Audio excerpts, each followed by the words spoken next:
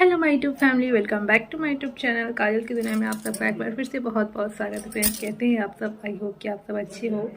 तो जैसा कि आप लोगों ने मेरा पिछला वीडियो देखा होगा कि ज़िंदगी की मुश्किलों ने लाई पति पत्नी के बीच दरार, जिससे पता चला पति का पहला प्यार। जी हाँ, तो इसकी जो मैंने स्टोरी आप लोगों को बताई थी, तो इसका कुछ पार्ट रह गया है, जो कि अगर मैं कल पूरा करती तो वीडियो ब्लॉग बहुत ज़्यादा लॉन्ग हो जाता। तो जो पार्ट रह गया है आज वो मैं आप लोगों के साथ शेयर कर रही हूँ। तो जितनी बातें मुझे बतानी थी, अगर मैं उस वीडियो में बताती तो बहुत लॉन्ग बन जाती। तो आज हम उसी टॉपिक पे बात करने वाले हैं, और कुछ जो रह गया है चीज़ें वो मैं आप लोगों के साथ आज शेयर करने वाली हूँ। तो जैसा कि आप लोगों के साथ मेरी जर्नी, कोई चीज़ छिपी नहीं है, सारी चीज़ें मैंने आप लोगों के साथ शेयर की है कि देवर बने हस्बैंड। नए व्यूवर्स के लिए जो हर वीडियो में मैं कहती हूँ कि जो मुझे पहली बार इस वीडियो में देख रहे हैं, तो आप लोगों से रिक्वेस्ट है, प्लीज़ आप लोग मेरे पार्ट 1 देवर बने हस्बैंड, जी हाँ, इस स्टोरी को लोगों ने बहुत पसंद किया और बहुत प्यार मिला। तो जो मिस कर दिए हैं, इस वीडियो को नहीं देखे हैं, तो उन सभी से मेरा रिक्वेस्ट है कि पार्ट 1, पार्ट 2, पार्ट 3 तो सीरियली बाय मैंने इसके पीछे जो स्टोरी है, तो वो बहुत ज़्यादा क्यूट एंड रोमांटिक और इमोशनल, कुछ इमोशनल चीज़ें भी इसमें बहुत ज़्यादा, कह सकते हैं कि बहुत ज़्यादा आप लोगों को पसंद आएगी और अच्छा लगेगा। तो मैं चाहती हूँ कि जो लोग मिस कर चुके हैं तो बिल्कुल भी मिस ना करें। अगर मुझे पहली बार देख रहे हैं तो मेरी पुरानी स्टोरी को, पार्ट 1 देवर बने हस्बैंड, जो कि बहुत ही सबसे अलग स्टोरी है मेरी, तो वो आपको बहुत ज़्यादा अच्छा लगेगा। तो एक बार ज़रूर ट्राई कीजिए, और मैं इस वीडियो के डिस्क्रिप्शन बॉक्स में उसका लिंक शेयर कर दूंगी, तो आपको इजीली वहाँ से दिख जाएगा, तो आपको कहीं भी जाने की ज़रूरत नहीं है। तो एक बार मेरे कहने पे आप लोग ज़रूर ट्राई कीजिए, आपको बहुत ज़्यादा अच्छा लगेगा। तो जैसा कि मैंने आप लोगों को बताया था कि एक टाइम था जो बहुत बहुत डिफ़िकल्ट रहा मेरा, और एक साइड पापा चले गए, और इस तरह से पापा का जाना हुआ और हम लोग काफ़ी टूट गए। फिर कुछ चीज़ों की वजह से मेरे हस्बैंड के बीच भी फाइट्स वगैरह होने लगी, और क्या क्या बातें तभी थी, किस कारण नहीं कारण, तो मैंने सारी चीज़ें आप लोगों के साथ शेयर किया है। तो आप लोग मेरे अगर बैक वीडियो को देखोगे तो आपको सारी चीज़ें दिख जाएगी। तो मैंने आप लोगों को बताया था कि स्टार्टिंग में जो फाइट्स हमारी चलती थी, और काफ़ी उलझनों के कारण कह सकते हैं कि बीच बीच में हमारी झगड़े हो जाते थे, क्योंकि तभी का जो समय है ना, कहते हैं ना कि जब समय ख़राब हो रहे तो कुछ भी अच्छा नहीं होता है। तो नई नई शादी में मैंने बहुत कुछ देखा और बहुत कुछ झेला भी। तो उस वजह से कई उलझनों के वजह से हम पति पत्नी के बीच दरार आते आते कभी हो जाती थी फाइट्स। और इस उलझनों के बीच मेरे पति ने मुझे, कह सकते हैं कि पापा के जाने के बाद कोई अचानक से मुझे लग रहा था कि मैं एकदम, हम लोग अकेले पड़ गए हैं। और बिकॉज़ नई नई शादी हुई थी, तो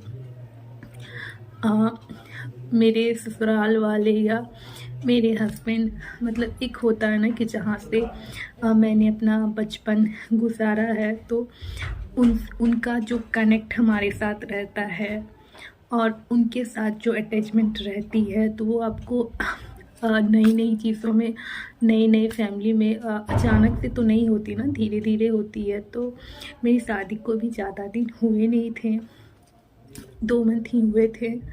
और फिर जब पापा अचानक हम लोगों को छोड़ के चले गए, तो काफ़ी हम लोग, कह सकते हैं कि टूट गए, और काफ़ी अकेला फील, अलोन लगने लगा कि इस दुनिया में अब कोई नहीं है। पापा जो भी पहले प्रॉब्लम होती थी, कुछ भी होता था तो हम लोग जाके पापा को कहते थे पापा ऐसा पापा वैसा। तो अब वो चीज़ें हमारे पास नहीं रही, वो इंसान नहीं रहे जो कोई भी मुसीबत आ जाए तो हम जाके कहे पापा ये प्रॉब्लम है, पापा वो प्रॉब्लम है। तो इस चीज़ का बहुत कह सकते हैं कि कमी लग रही थी, मिस कर रहे थे। और फिर सिचुएशन कह सकते हैं कि सिचुएशन ख़राब रहने के कारण मेरे हस्बैंड से भी थोड़ी बहुत हो जाती थी अनबन। कई सारी समस्याओं के कारण वो भी परेशान रहते थे। तो इस वजह से भी मतलब कह सकते हैं कि हमारा टाइम तभी इतना ख़राब था कि कुछ भी अच्छा नहीं हो रहा था।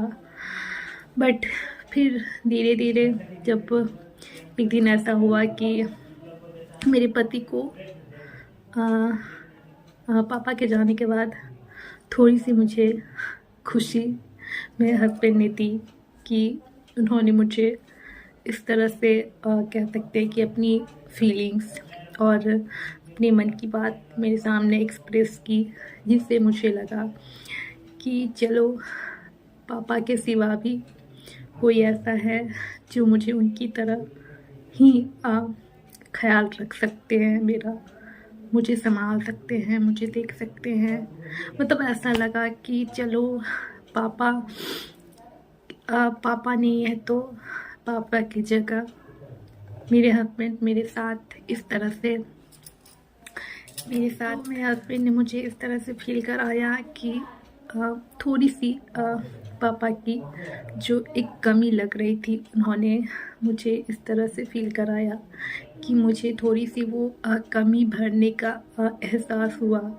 और उन्होंने बताया कि आप भी मेरे लिए इतना ही इम्पोर्टेंट है जितना आपके लिए आपके पापा थे, आपका परिवार है। और कहते हैं जहाँ प्यार होता है वहीं पे झगड़े होते हैं। तो खैर कोई बात नहीं, पति पति में तो झगड़े होते हैं, लेकिन तभी का टाइम ही कुछ ऐसा था कि कुछ भी अच्छा नहीं हो रहा था। हम लोग ना चाहते हुए भी चीज़ें ख़राब पे ख़राब होती जा रही थी। बट उसी ख़राब कह सकते हैं कि उसी बुरे दौर में, बुरे दिन में मेरे पति ने चंद लाइनें कही और उन्होंने अपने दिल की बातें कही कि कोई आपका साथ दे या ना दे, मैं आपका साथ मरते दम तक दूंगा। और उन्होंने जो भी अपनी फीलिंग्स, जो एक ट्रू फीलिंग्स होती है, और उन्होंने बताया कि ऐसा मैंने किसी के लिए फ़ील नहीं किया था।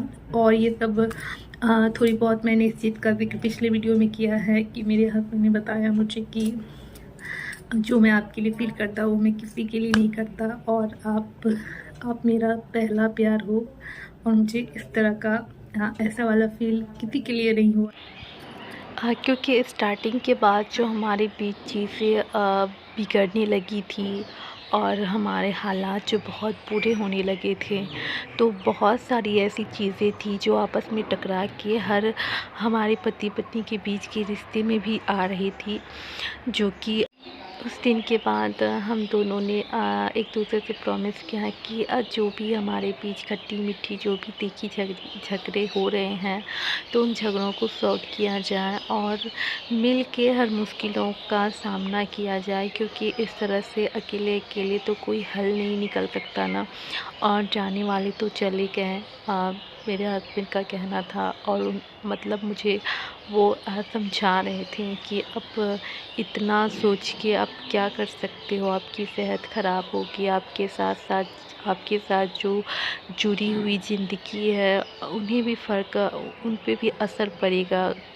तो इसलिए जो जाने वाले थे चले गए, हमें दुख है, बट आपके लिए मैं हूँ। और जो भी आप पापा को कहना चाहते थे, अगर पापा से जो भी आपका सपना था, तो वो सारे सपने मैं पूरा करूँगा। तो बस आप मुझ पे भरोसा कीजिए, मुझ पे ट्रस्ट रखिए, और मैं भी तो आपका अपना हूँ। तो आप कब तक एक गम लेके ऐसे बैठे रहोगे। तो बहुत कुछ ऐसी बातें हुई, और हमारे बीच तभी मतलब मैं कह सकती हूँ कि तभी एक मैं अलग ज़ोन में थी और मैं कुछ भी तभी सोचना नहीं चाह रही थी कि अपनी शादी, अपनी फैमिली, अपने पति, मतलब बहुत ज़्यादा तभी मेरा जो है ना माइंड एक अलग ज़ोन में चले गया था। काफ़ी डिप्रेस्ड थी मैं और कुछ भी समझ नहीं आ रहा था कि आगे क्या करूँ, नहीं करूँ। बट फिर धीरे